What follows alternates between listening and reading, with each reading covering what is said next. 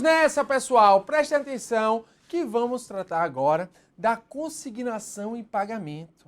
Consignação em pagamento, quando julgada procedente, pode extinguir o crédito tributário. É uma causa de extinção.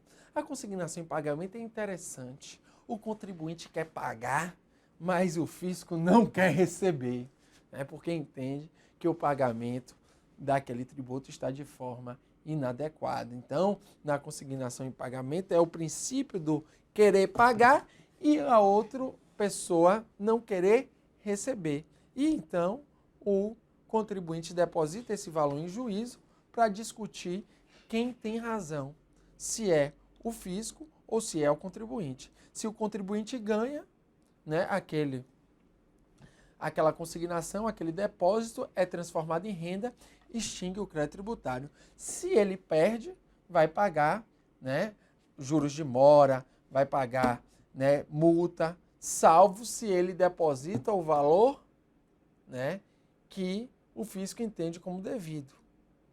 Então, mas não é o que acontece, ele deposita o que ele acha que é devido, né, o contribuinte, e só vai ser extinto o crédito tributário na prática quando ele sai ganhador da ação, porque quando ele sai perdedor, aí ele vai ter que pagar multa, vai ter que pagar juros, vai ter que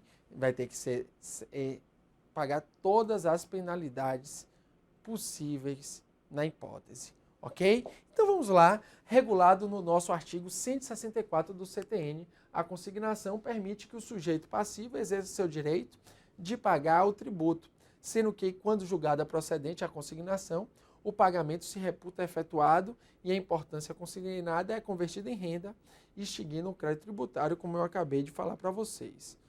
Vejam que é um instrumento processual de quem quer pagar o tributo e não consegue, né? Quer pagar e a outra parte não quer receber. Na verdade, na consignação em pagamento, apenas efetivamente se extingue o crédito tributário no momento do trânsito em julgado da sentença, ou seja, quando não caiba mais recurso, e a decisão tem que ser procedente, eis que, a partir desse momento, em princípio, fica imodificável a consignação e o pagamento se reputa definitivamente efetuado com a também conversão da importância consignada em renda. Então, o que acabamos de falar é o seguinte: para extinguir o crédito tributário, a consignação tem que ser julgada procedente e tem que transitar em julgado.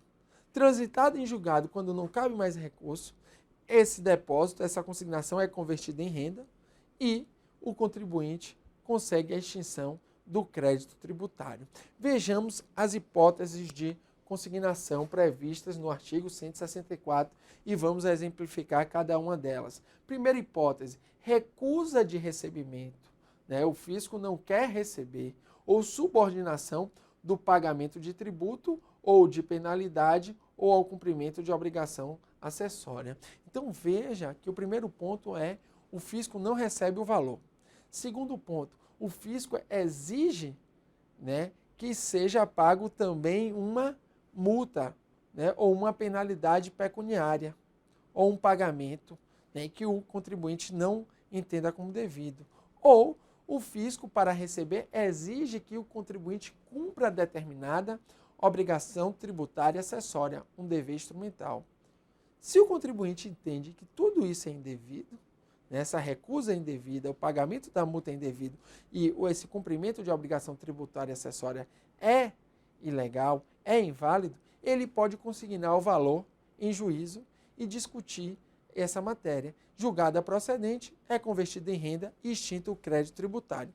Vejamos outra hipótese. Subordinação do recebimento do valor ao cumprimento de exigências administrativas sem fundamento legal, né? Esse segundo item é muito parecido com o primeiro, ou seja, o fisco está exigindo que o contribuinte cumpra algumas obrigações sem base, sem fundamentação jurídica.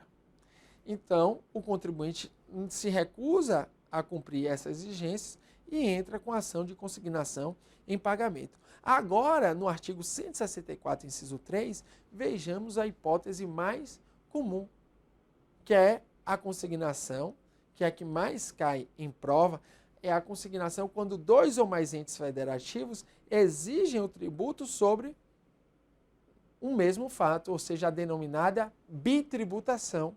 Então, por exemplo, no caso do contribuinte ter prestado um serviço, vem o Estado e quer cobrar o ICMS. Vem o município que quer cobrar o ISS. O contribuinte entende que, nesse caso, só é devido o ISS. E o ICMS é indevido. Então, ele consigna em juízo o pagamento, né, do montante do ISS e o juiz vai julgar se ele deve ISS, se ele deve ICMS, né, e vai julgar se aquele valor que ele depositou é o valor adequado. Se o juiz entender que era ISS e que o valor dele, que ele depositou, era o valor devido de ISS, o que vai acontecer? Vai se converter aquele depósito em renda e quando não caiba mais recurso na esfera judicial, o processo vai ser extinto e vai ocorrer uma hipótese de extinção do crédito tributário, que é, né, a consignação em pagamento julgada procedente. Ok? Então veja que o artigo 164, inciso 3 diz: da exigência por mais de uma pessoa jurídica de direito público, no caso que eu citei o Estado e o município, de tributo idêntico sobre o mesmo fato gerador. Né? Era a prestação de apenas um serviço. E o magistrado entendeu que devia ISS, não devia ICMS. Mas só que o contribuinte estava recebendo cobranças simultâneas. Né? Então ele não queria pagar o ICMS. Então ele entrou com a ação devida, que é a ação de consignação em pagamento. Ok? Vejamos aí uma questão do CESP, no concurso do Tribunal de Contas Estadual. A importância do crédito tributário não pode, ou seja, ele quer dizer que não pode ser consignada judicialmente pelo sujeito passivo em caso de recusa de recebimento de tributo por parte da autoridade fiscal. Esse aí pode, né? Artigo 164, inciso 1, então você não marca a letra A. Subordinação de pagamento de tributo ao pagamento de outro tributo por parte do representante da administração. Essa aí também pode, né? Pode sim, consignação em pagamento, também previsto no 164, inciso 1, então também não marco letra B. Letra C. Subordinação de pagamento de tributo ao pagamento de penalidade por parte da autoridade administrativa. Essa aí também pode consignação em pagamento. Está no 164, inciso 1. Então, não marco a letra C. Vejamos a próxima. Letra D.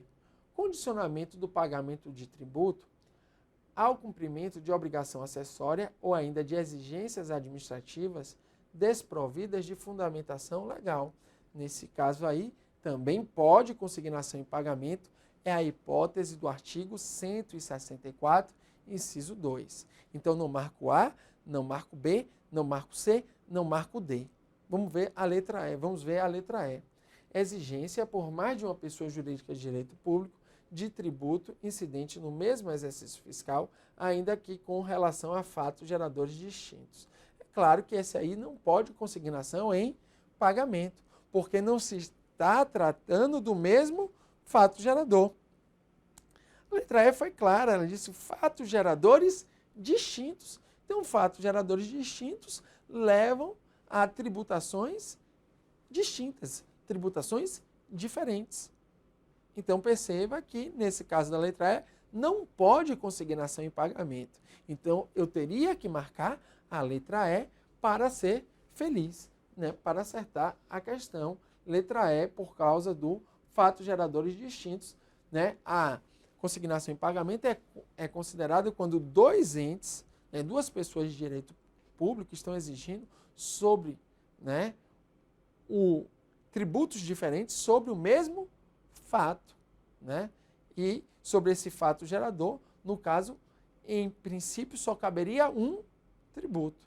É claro que, como você estudou aqui, há hipótese em que sobre o mesmo fato incide mais de um tributo. Vou dar um exemplo, importação. Importação pode incidir IPI importação, pode incidir imposto de importação, pode incidir ICMS importação, pode incidir PIS/PASEP importação, pode incidir COFINS importação, pode incidir se de importação. Mas, nesse caso, é permitido pela lei. No caso da consignação em pagamento, não é permitido. Ou seja, é sobre um fato em que, na verdade, só vai incidir um tributo. E aí se está cobrando mais de 2. Aí pode a consignação, que não é o caso da letra A, que não pode consignação porque são fatos geradores distintos, marco letra E. Vamos aí, continuando. Veja que a consignação só pode versar sobre o crédito em que o consignante se propõe a pagar. Claro, ele que vai se propor a pagar, então ele vai depositar o quanto ele acha devido. Agora, por exemplo, né, que, se julgada procedente a consignação, o pagamento se reputa efetuado e a importância consignada é convertida em renda, extinguindo o crédito tributário. Na hipótese de ser, aqui que é o fundamental, na hipótese de ser julgada improcedente, né, é claro que a consignação ela foi julgada improcedente no todo ou em parte, o que vai acontecer? Cobra-se o crédito tributário acrescido de juros sem prejuízo das penalidades cabíveis, que podem ser multa de mora e multa punitiva. Então, se é julgado procedente, é convertido em renda, extingue o crédito tributário. Porém, todavia, contudo, se é julgado improcedente, o que é que vai acontecer? Vai se cobrar o tributo, né, acrescido de juros de mora e acrescido de multas, se forem cabíveis. Ok? Veja que essa questão no concurso do CESP para juiz federal do Tribunal Regional Federal da Primeira Região. Determinado contribuinte reside em área situada na fronteira entre 2 municípios, não sendo muito bem delineada naquela localidade a separação geográfica entre as 2 municipalidades. Em razão dessa circunstância, ocorreu de ele ter sido notificado pelas 2 fazendas municipais para pagar o IPTU. Nesse caso, deve o contribuinte ajuizar a ação de consignação em pagamento. Perfeito, é claro. Nesse caso, mesmo que for um local limítrofe, a legislação vai definir para quem cabe o IPTU. E não existe, como você bem sabe, estudou aqui comigo, solidariedade ativa no direito tributário. Aí não pode 2 entes cobrar, né, aí, né, sobre um fato gerador que apenas incide um único tributo. Ou seja, nesse caso só incide um IPTU. Não é o caso da importação. No caso da importação é permitida a incidência de vários tributos, até 6. Mas nesse caso não. Nesse caso só incide um tributo. Só incide um tributo. Então, se só incide um tributo, só pode ser cobrado por um ente. Claro, se for incidir vários tributos, podem ser cobrados por vários entes, porque são tributos distintos, permitidos constitucionalmente. Mas aqui só incide um tributo. E se só incide um tributo, só pode ter uma cobrança. Então, é permitido, né, a ação de consignação em pagamento com base no artigo 164, inciso 3. É correto o enunciado. Então, perfeito esse enunciado no sentido de aplicação do artigo 164, inciso 3 do CTN, porque os 2 municípios, né, aquele IPTU só caberia a um município. Então, estava 2 pessoas jurídicas de direito público cobrando sobre apenas um fato que só gerava um tributo. Então, correto esse item para juiz federal. Um abraço.